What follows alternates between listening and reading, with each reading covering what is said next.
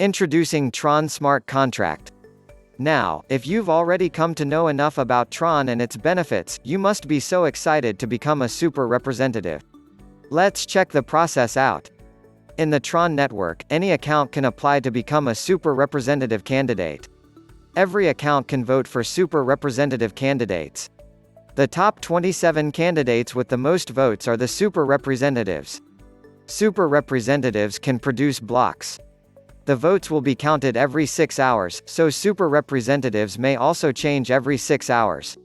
To prevent vicious attacks, the TRON network burns 9,999 TRX from the account that applies to become a super representative candidate.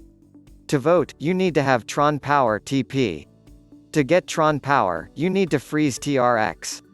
Every one frozen TRX accounts for one TRON Power TP. Every account in the TRON network has the right to vote for a super representative candidate. After you unfreeze your frozen TRX, you will lose the responding TRON Power TP, so your previous vote will be invalid. Follow us on Facebook to get to know more about the TRON Smart Contract and the exciting financial opportunities provided by TRON.